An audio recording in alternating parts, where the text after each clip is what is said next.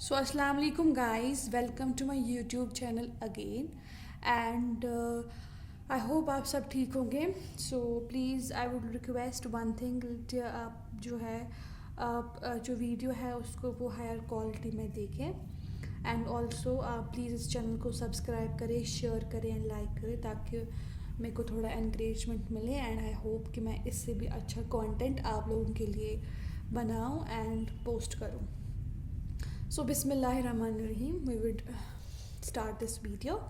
सो आज का टॉपिक जो है वो होगा making of curd and bread which is this topic. And इसमें क्या है कि हमने रिसेंटली कल पढ़ा कि हम किस तरीके से where do micro organisms live. Second topic was micro organisms and man. Third topic friendly micro organisms और आज का topic making of curd and bread. You might have heard that milk is turned into curd by bacteria. आपने पढ़ा होगा या सुना होगा कि किस तरीके से मिल्क जो है यानी कि दूध जो है उसको हम टर्न करते हैं, उसको हम कन्वर्ट करते हैं कर्ड में बाय बैक्टीरिया, बैक्टीरिया की हेल्प से. I saw that my mother added a little curd to warm milk to set curd for the next day. इसमें क्या है कि ये लाइन बोलते हैं कि मैंने अपनी माँ को देखा हुआ है कि वो लिटिल कर्ड यानी कि एक स्पून ले लो कर्ड का, उसको वो वार्म मिल्क जो होता है उसमें वो डालती है. वार्म से मतलब not too cold not too hot, in between. Okay, to set curd for the next day. क्या करने के लिए? कर्ड को बनाने के लिए. Okay, for the next day. I wonder why, मैं सोच में पड़ गया ऐसा क्यों, why has this happen. Okay, curd contain several micro organisms. जो कर्ड होता है मतलब दही, उसके अंदर बहुत सारे माइक्रो ऑर्गेनिजम्स होते हैं. ऑफ दीज द बैक्टीरियम, उसमें से बैक्टीरियम है उसका नाम है लैक्टोबैसिलस. वही प्रमोट करता है फॉर्मेशन ऑफ कर्ड. वही हेल्प करता है कि वो प्रमोट करे किसकी फॉर्मेशन, कर्ड की फॉर्मेशन. कर्ड को बनाने के लिए वो हेल्प करता है. Which bacterium? That is lactobacillus. This is very important. These are key factors जो हर एक बच्चे को पता होना चाहिए. इन केस अगर आप कल को किसी भी फील्ड में जाओ, whether it's science, commerce, IT हो गया या आर्ट्स हो गया, कोई भी हो, हर एक को मतलब ये बेसिक चीज़ें पता होनी चाहिए. Okay, it multiplies in milk. तो ये लैक्टोबैसिलस जो होता है ये मिल्क के अंदर मल्टीप्लाई हो जाता है, मतलब इसका इंक्रीजिंग रेट जो है वो बढ़ जाता है. And converts it into curd, और ये इसको कन्वर्ट करता है, इसका कन्वर्जन हो जाता है किसके अंदर, कर्ड के अंदर. Bacteria are also involve in the making of cheese. और जो ये बैक्टीरिया होता है इसका इन्वॉल्वमेंट किस में होता है, मतलब चीज़ को बनाने के लिए भी यूज़ होता है, पिकल्स को, अचार बनाने के लिए भी, and many other food items. और बहुत सारे फूड आइटम्स को बनाने के लिए हमें कर्ड की ज़रूरत पड़ती है. Oh sorry, not curd, sorry for the mistake, it's bacteria जिसकी हमें ज़रूरत पड़ती है. एन इम्पॉर्टेंट इंग्रेडिएंट ऑफ रवा, सूजी, इडलीज एंड भटूराज इज़ कर्ड.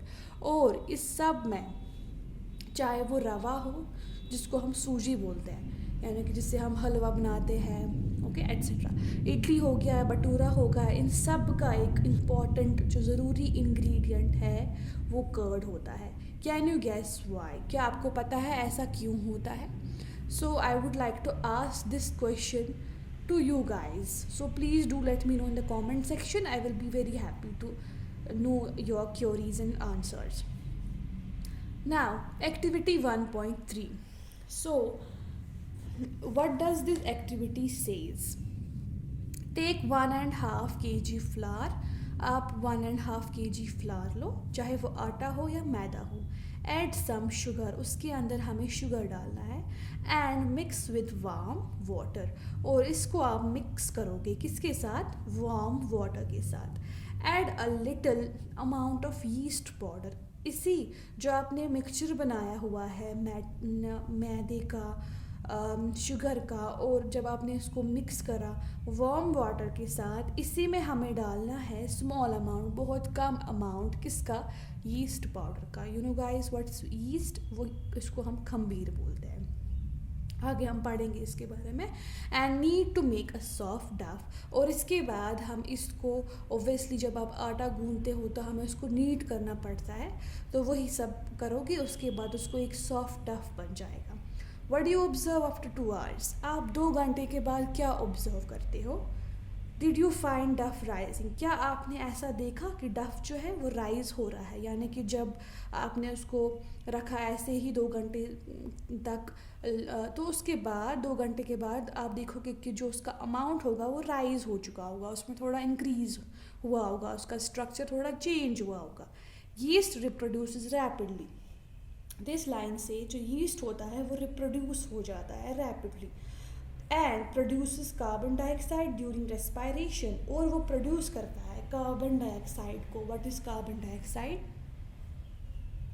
आपको पता होगा कार्बन डाइऑक्साइड क्या होता है, जो हम सब इंसान जो है वो रिलीज कार्बन डाइऑक्साइड, राइट, और हम अंदर अपने अंदर ऑक्सीजन लेते हैं। इसी तरीके से यीस्ट जब इसके अंदर रिप्रोड्यूस होता है रैपिडली, उसके बाद वो प्रोड्यूस करता है कार्बन डाइऑक्साइड को ड्यूरिंग रेस्पायरेशन, जब रेस्पायरेशन का प्रोसेस होता है उस टाइम पे वो प्रोड्यूस करता है carbon dioxide. Bubbles of the gas fill the dough, इसके अंदर बबल्स बन जाते हैं गैस के, जो डफ के अंदर फिल हो जाते हैं एंड इंक्रीज इट्स वॉल्यूम, और जो इसका वॉल्यूम होता है वो इसीलिए इंक्रीज हो जाता है। This is the basis of use of yeast in the baking industry. ये क्या होता है, ये बेसिस है, मतलब जो इस्तेमाल करते हैं हम यीस्ट को, यही उसका बेस है कि हम क्यों यूज़ करते हैं यीस्ट को बेकिंग इंडस्ट्री में, ताकि हम उससे ब्रेड्स बनाएं, पेस्ट्रीज बनाएं और केक्स बनाएं।